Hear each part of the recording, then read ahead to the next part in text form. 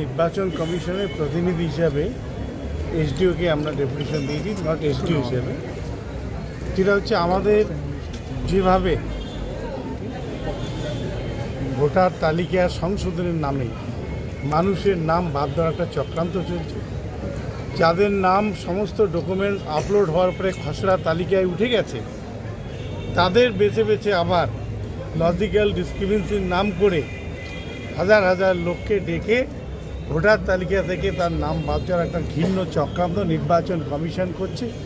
এবং বিজেপি যেভাবে party office থেকে নির্বাচন কমিশনকে ইনস্ট্রাকশন দিচ্ছে, নির্বাচন কমিশন সেই কাজগুলোই করছে।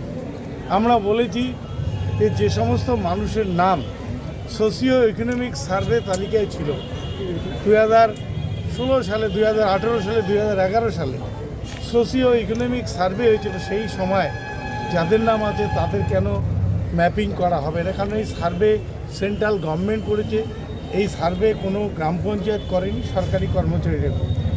তাহলে সোশিও ইকোনমিক সার্ভেকে কেন ম্যাপিং হিসাবে ডকুমেন্টস হিসেবে গ্রহণ করা হবে না?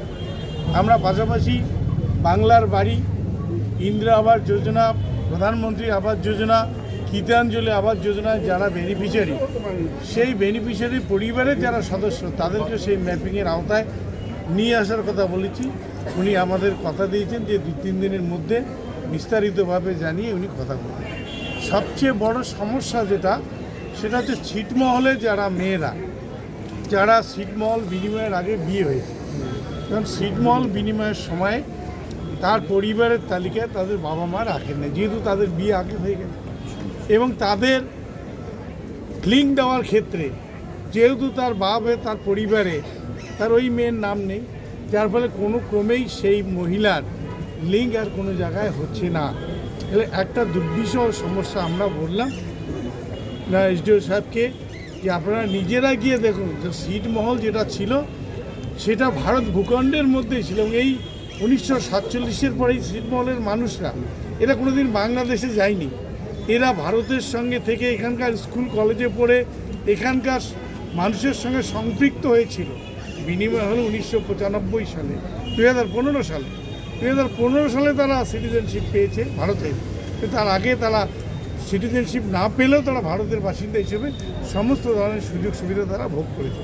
তাদের মেয়েদের নাম কী করে ম্যাপিংয়ে আনা যায় আপনারা নির্বাচন কমিশনকে জানান, এবং নির্বাচন কমিশনের কাছে সদুত্তর যে কী ডিসিশন নেয় সেটা জানান, উনি জানাতে চাই।